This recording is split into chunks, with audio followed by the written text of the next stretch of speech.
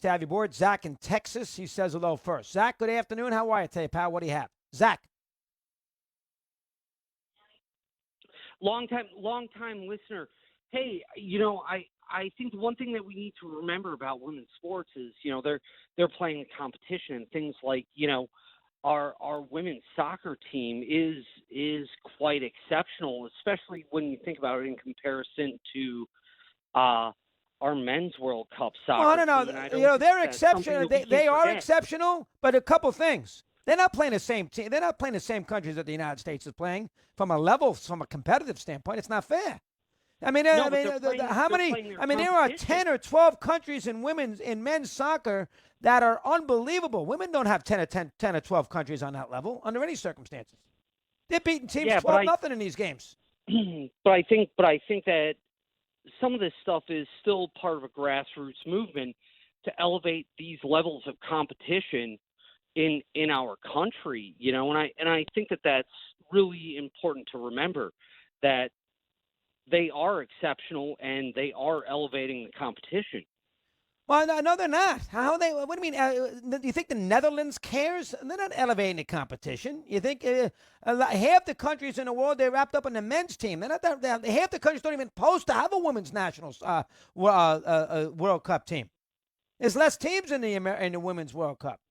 Now, they are elevating and getting girls excited about playing soccer in America, 100%. No question about it. But as far as winning the World Cup, don't compare that. Well, they have done this and the men's team hasn't done that. That's not fair to the men's team. That's not fair because because the men's team's got 15 teams that are unbelievable. Been playing soccer for 3,000 years but that are unbelievable. That goes back to playing the competition. And then maybe the men's teams need to step up their game and develop their sport in the same way that the women's have. Well, listen, hold on now. Time out. A couple things. Number one, a lot of how many sports can a woman play? Soccer is a big deal. Men is in America. I mean, there's a million sports they play. They play basketball. They play football. There's no football for women. They play basketball. No. They play football. They play they golf. They play hockey. I mean, there's a million sports they do. They play tennis. They play baseball. There's no women's baseball league. It's softball. So I mean, it's a little unfair to pound the men based on they stink. So why do they get the same deal that we get? We should get the same. They can argue that, and they have lost in the Supreme Court, but they can argue that, and I have no problem with it. None. Argue it. They've won. Excellent. But don't compare the championships. That's not fair. It's a lot easier to win the Women's World Cup than it is to win the Men's World Cup. It's not even an issue. You can't debate it. The men's sports have more money injected into it than the women's sports, and that's a fact. So the fact that the women's sports are able, granted, they don't have the depth in competition that maybe the men's sports do. Well, let me ask you this way. Let's bring up economics. If the men's team went on a tour in the United States and played big teams getting ready for the Olympics, would they draw more than the women's team? The answer is yes. It becomes an economic issue after all. Yes, it is true. Yes, it is. Is there a men's soccer league in the United States, professional league? There is. Is it any good? Is there a women's soccer? There might be a women's soccer league now. Is there a women's soccer league in the United States? There is not. However, the women, there you go. There are not that many women playing the sport, so you don't have that big of a pool to field from. That's not the reason. That's not the reason, Zach. The sports economy, at the moment, rightly or wrongly, it does not. It wouldn't support it. People wouldn't go to the games. There wouldn't be a television contract. That's the reason. That's the reason. Yeah, MLS. Now the soccer league in America has been propped up by ESPN forever, so you can argue that. That's fine. Yeah. But they also, you go to Columbus, you can't get a seat. You go to Seattle, you can't get a seat. Salt Lake City, you can't get a seat. There's 30,000 going to the games. There's not 30,000 going to the women games. That's fact. There becomes an economic component to this. And if your sport can generate money, women, men, I don't care who's kids, I don't care who's playing. That goes a long way for equality. You disagree? No, I understand. That's the issue. That's the issue.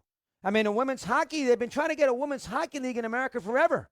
There hasn't been a women's hockey league. There's plenty of men hockey leagues. They haven't got a women's hockey league because it hasn't produced the revenue. A lot of this is economics. But I don't want to get into that. I want to get into the idea that I don't think it's fair to say, well, we won 4 World Cups or we won 3 Olympic gold medals. We look at us and then look at our men's team that stinks. And that's essentially what everybody tells you. Well, hold on now. It's a lot easier to win in the Women's World Cup and the women's gold medal than it is for the men. First off, who cares about the gold medal? Soccer and the gold medal. It's about the World Cup. It's a lot easier for women because the competition isn't as great.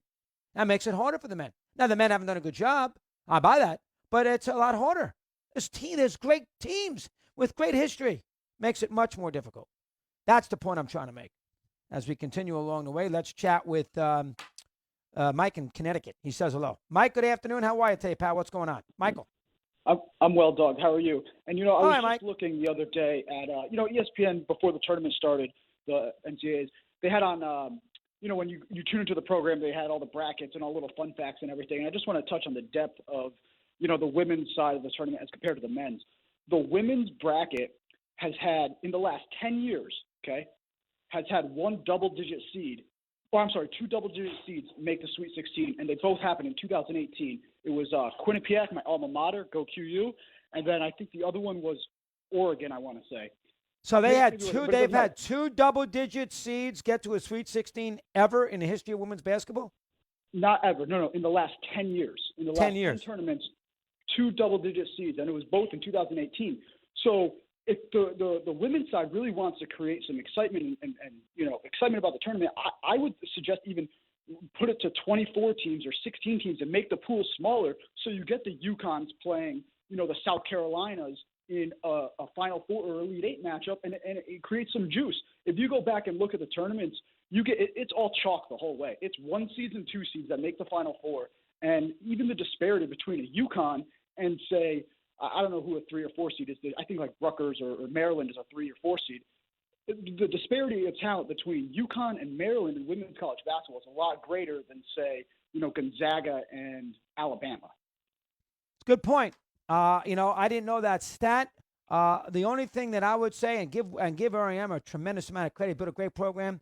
The only thing that I would say is, and you said it, it is a lot easier to dominate in the women's game than it is in the men's game. If you get the players in the women's game, Tennessee had them, obviously REM has had them, you can win 8-9 championships without even blinking an eye. You can't do that in men's. Zion Williamson didn't win. You can't do it.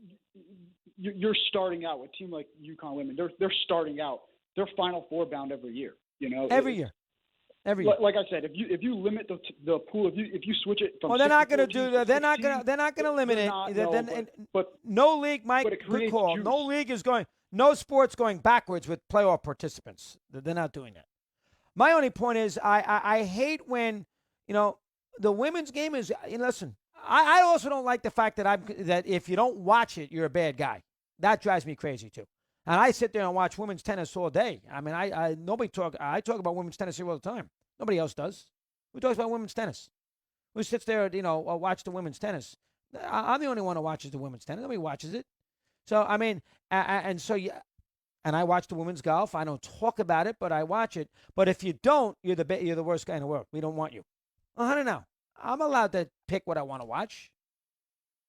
Update. Darwin Zook's got it. We're on Mad Dog Unleashed.